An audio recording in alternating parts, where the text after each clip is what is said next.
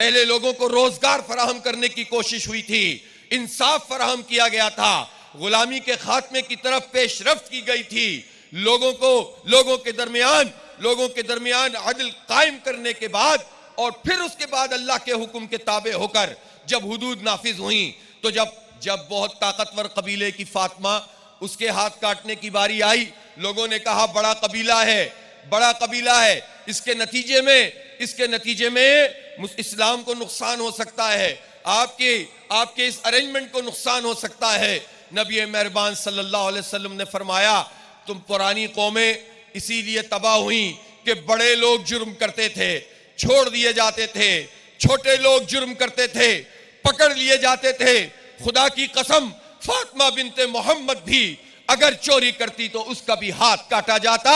यह है अदल का निजाम और यह है रब की किबरियाई, कोई इस्तिस्ना नहीं है। न फील्ड मार्शल के लिए है, न जरदारी के लिए है, न किसी नवाज शरीफ के लिए है, न किसी और सदर के लिए है, न किसी और फोर्सेस के चीफ के लिए है।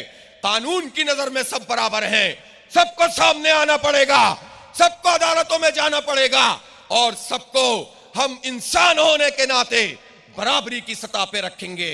इसका मतलब है रब की किबरियाई और इसका मतलब है निजाम की तब्दीली। अल्लाह ताला ने इंसानों की इज्तिमाइयत को एक ताकत फराहम की है और इंसानों की मर्जी से ही ये निजाम चलता है। इसीलिए तो हमारे सहाबा इकराम बड़े बड़े दरबारों में जाकर ये बताया करते थे कि हम उस दीन के मानने वाले हैं जो इंसानों की गुलामी से निकालकर इंसानों के रब की गुलामी के अंदर लेकर आता है। इसलिए हम उस निजाम के हामिल लोग हैं। तो बदल दो निजाम का मतलब यह है कि अब जागीरदारों का निजाम, अब सरमायादारों का निजाम, अब वडेरों का निजाम, अब सरदारों का निजाम, अब जर्नेलों का निजाम, अब ब्यूरोक्रेट्स का निजाम नहीं चलेगा।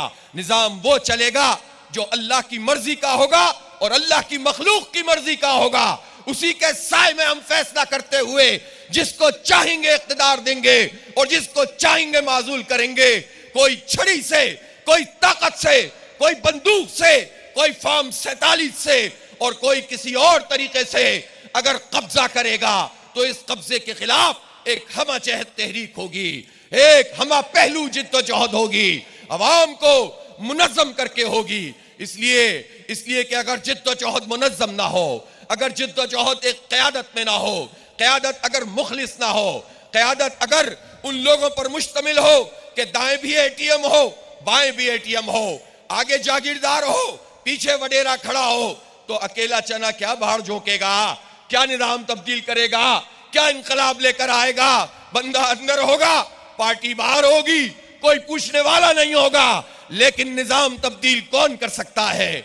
जाकर मशरकी पाकिस्तान में देखिए, जमात इस्लामी के अमीर को फांसी पे चढ़ा दिया गया, दूसरी क़यादत को फांसी पे चढ़ा दिया गया, पुराने जो साबिक अमीर थे उनका जनाजा जेल से निकला, हजारों कारकुनों को गिरफ्तार कर लिया गया, पूरी लीडरशिप जेल में चली गई, 15 साल गुजर गए, लेकिन इनकलाब का रास्ता कोई खोटा नहीं कर सका क्योंकि इज्तिमाइयत मुनज़्ज़म थी, चूंकि नौजवान इंटैक्ट थे, चूंकि एक नजरिए के खातिर थे, किसी शख्सियत के लिए नहीं थे, किसी की जात के लिए नहीं थे, किसी कल्ट का शिकार नहीं थे, जिंदाबाद मुर्दाबाद के लिए नहीं, अल्लाह की किबरियाई को बयान करना चाहते थे। इसलिए अपनी क़यादत पर उनका एतबार था, उनका एतमाद था। हालात ने पलटा खाया और आज आप देख लीजिए मशरकी पाकिस्तान जो ठीक है कि बांग्लादेश बन गया है, लेकिन बांग्लादेश की 4 बड़ी जामियात में तलबा यूनियन के इंतखाब हुए और 4 की 4 में इस्लामी छात्रों शिविर कामयाब हो गई है। आप कामयाब हो गए हैं, इस्लामी इनकलाब कामयाब हुआ है। आपने देखा कि नौजवानों ने इसी लीडरशिप में, इसी के पूरे अरेंजमेंट में एक बड़ी ताकतवर प्रो इंडिया लॉबी को और उसकी ताकत से जो हुक्मरानी कर रहे थे उनको उठाकर बाहर फेंक दिया। इसलिए जिद्दोजहद कभी भी गैर मुनज़्ज़म नहीं होती, वो अनारकी फैलाती है और उसके नतीजे में ताले आजमा फिर नए बूटों के साथ आ जाते हैं, नए बंदूकों के साथ आ जाते हैं। जिद्दोजहद करनी है, तेज रफ्तार करनी है, गली गली और मोहल्ले मोहल्ले जाएंगे, लेकिन पूरे मैसेज के साथ जाएंगे, निजाम की तब्दीली का असल शऊर पैदा करेंगे तो इंशाअल्लाह ताला जो इनकलाब आएगा वो पायदार इनकलाब होगा और उसके लिए अपनी क़यादत पर एतबार करेंगे, उस पर एतमाद करेंगे, साथ मिलकर चलेंगे। वैसे भी ये तो जमात इस्लामी है, इसमें क़यादत और कारकुन में तो कोई फासला भी नहीं होता है। हमारे यहाँ ऐसा थोड़ी है कि वडेरों के जरिए से कोई इनकलाब में आता हो, कोई इख्तिदार में आता हो, कोई ताकतवरों के जरिए से इख्तिदार में आता हो, कोई इस्टेब्लिशमेंट की क्यारियों में पलता हो। यह जमात इस्लामी मिडिल क्लास जमात है। जमात इस्लामी आम लोगों की तरह है। इसमें अमीर लोग भी हैं, इसमें मिडिल क्लास भी हैं, इसमें गरीब लोग भी हैं, इसमें मजदूर और किसान भी हैं। और ये सब जब मिल जाते हैं तो एक निजाम के तहत इसमें लोग आगे बढ़ते हैं। कौन सी पार्टी है जिसमें जमहूरियत है, जिसमें डेमोक्रेसी है? वो पार्टी कभी भी अवाम का इख्तिदार कायम नहीं कर सकती। जो अपनी पार्टी में लोगों की राय का एहतराम कायम नहीं कर सकती, वो कैसे अवाम का इख्तिदार कायम कर सकती है? इसलिए खानदानों पे चलने वाले, विरासत पे चलने वाले, वसीयत पे चलने वाले कभी कोई बड़ा इनकलाब नहीं ला सकते। इस बात को अच्छी तरह से लोगों को समझा दीजिए।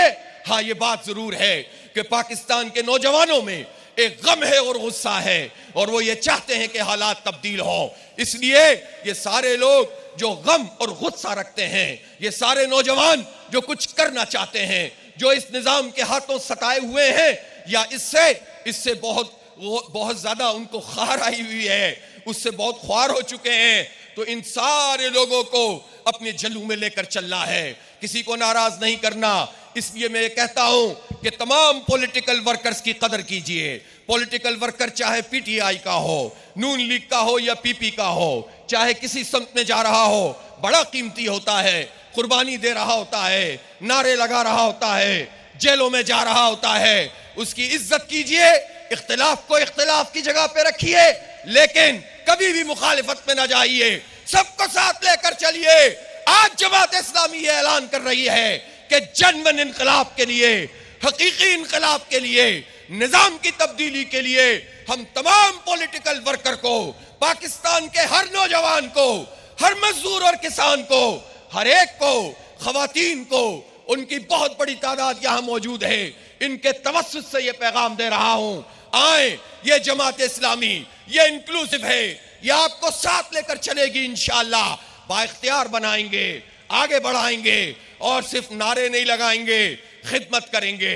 आपके अंदर जो सलाहियत मौजूद है उसको उजागर करेंगे। इस सलाहियत से मुआशरे के लिए आपको मुफीद बनाएंगे और उस निजाम की तब्दीली का खूगर बनाएंगे। इसलिए लड़ाई झगड़ा कारकुनों का खत्म कर दिया जाए, उसूली मौक़िफ़ को कायम रखते हुए सबको साथ लेकर चलने की